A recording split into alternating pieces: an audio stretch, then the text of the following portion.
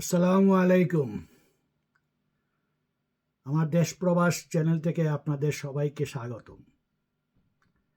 আজকে অনেকদিন পরে আবার কথা হচ্ছে। কয়েকটি গুরুত্বপূর্ণ কথা নিয়ে আজকে আলাপ করব।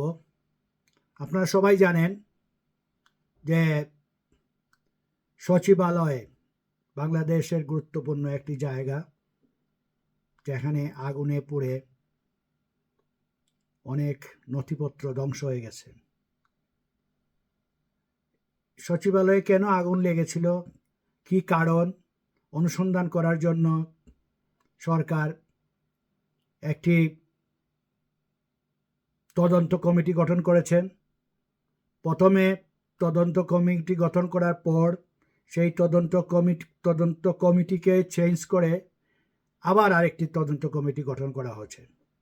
কেন প্রথমে যে কমিটি গঠন করা হলো, সেই কমিটি কেন পুনর্গঠন করা হলো, তার কোনো জবাব আমরা পাইনি। তবে এই তদন্ত কমিটি গঠন করার পিছনের কারণটা কি?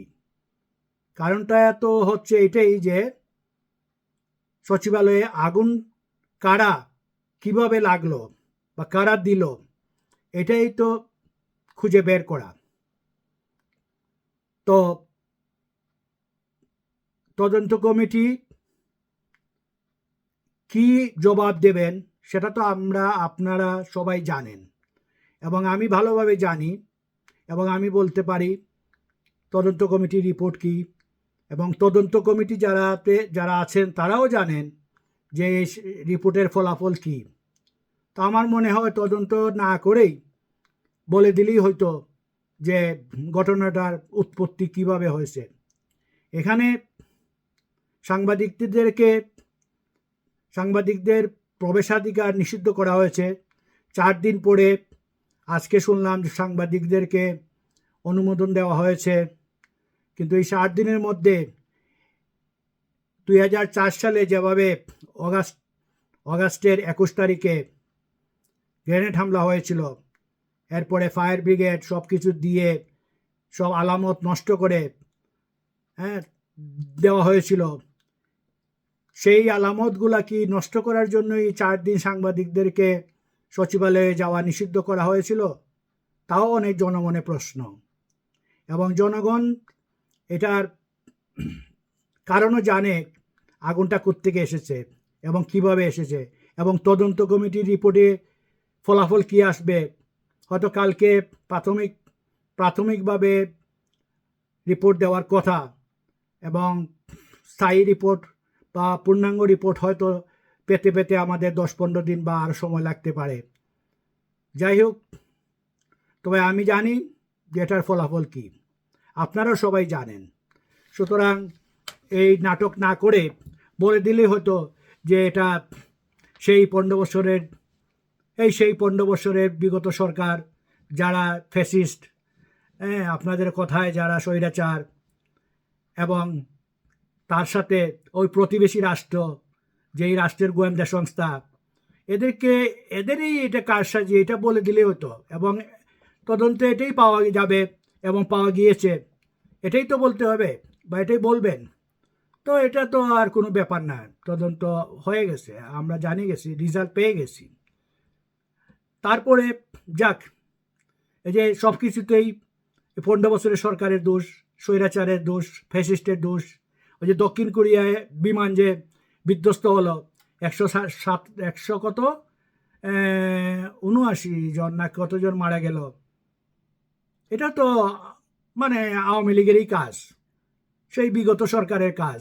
ওই যে প্রতিবেশী রাষ্ট্র রয় বা প্রতিবেশী রাষ্ট্রের গোয়েন্দা সংস্থা রয় এবং স্বৈরাচার শেখ হাসিনার ইঙ্গিত বা এখানে জড়িত, এই এটাও বলা যায়। এইগুলা এখন এমন হয়েছে, এই নাটকগুলা এমন হয়েছে যে এগুলা এখন আর কেউ গুরুত্ব দেয় না, কেউ শুনতেও চায় না। যাই হোক, ইতিমধ্যে শুনলাম যে খুব হম্বিদম্বি করে সমন্বয়করা 31 তারিখে মুজিববাদের কবর এবং সংবিধানের কবর দেওয়ার জন্য, 72 সংবিধানের কবর দিবেন, সেই কবর নাটক মঞ্চস্থ হবে আগামীকালকে 31শে ডিসেম্বর। মুজিববাদের কবর নাটক রচনা করেন, উদ্দেশ্য কি আপনাদের? কি উদ্দেশ্য আপনাদের যে সংবিধানের কবর রচনা করবেন, সংবিধানকে বাতিল করবেন? সংবিধান বাতিল করতে হলে তো আপনারা কি জানেন সংবিধান কি? বুঝেন সংবিধান কিভাবে বাতিল করতে হয়?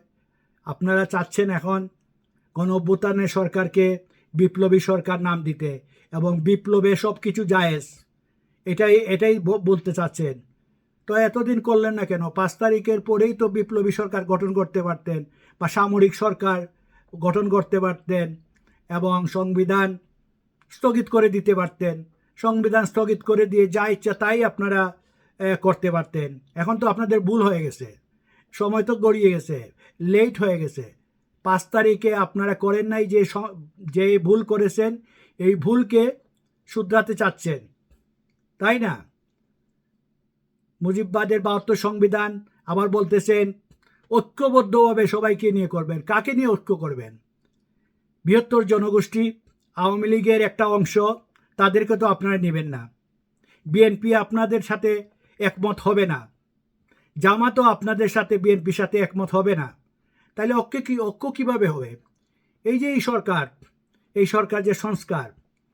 এত সংস্কার করতেছেন, বা সংস্কার কমিটি করছেন, সংবিধানের জন্য একজনকে নিয়ে আসছেন আমেরিকা থেকে, আলী রিয়াজ সাহেবকে।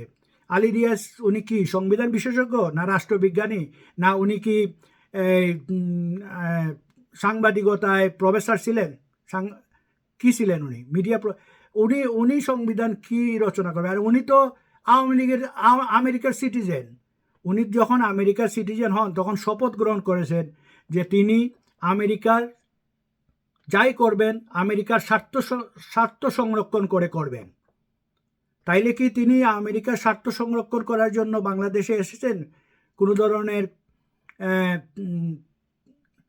ধরনের অভিযান নিয়ে, কোনো উদ্দেশ্য নিয়ে, যে তিনি এখন সংবিধান সংশোধন করবেন আওয়ামী লীগের আমেরিকার স্বার্থ সংরক্ষণ করার জন্য? সব কিছু তো একটু গোলমেলে অবস্থা মনে হচ্ছে। আমি ভাবতে পারি না যে এই সরকার, ওরা কি আসলেই সুস্থ, না ওনারা অসুস্থ, মানসিকভাবে অসুস্থ, না ওনারা কোনো কিছু নেশাজাতীয় দ্রব্য সেবন করে কাজ করেন, সিদ্ধান্ত নেন, এটাও বুঝতে পারছি না। এই আরেকজন আছেন সুন্দরী কৌটায় উপদেষ্টা হয়েছেন, রেজওয়ানা চৌধুরী নাকি, উনি আবার কালকে দেখলাম এক সভায় বললেন যে প্লাস্টিকের বোতল, পানির বোতল যদি ওনার সামনে না হতো তাহলে উনি খুশি হতেন। ওনার বাড়িতে আবার এসি চলে, পরিবেশ দূষণের জন্য যা কিছু আছে সব কিছু ওনার বাসায় আছে, পানির বোতলও আছে ওনার ফ্রিজে গিয়ে দেখতে পারবেন, ড্রিঙ্কের বোতলগুলোও আছে।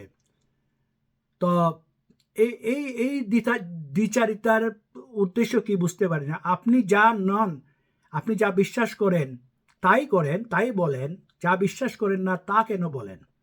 মানুষকে ধোঁকা দেওয়ার জন্য। মানুষকে এতই বোকা। যাই হোক, আগামীতে আবার কথা হবে গণহত্যার বিচার নিয়ে। আমি আসছি আপনাদের কাছে। আপাতত আজকের মতো এখানেই শেষ করলাম। ধন্যবাদ সবাইকে।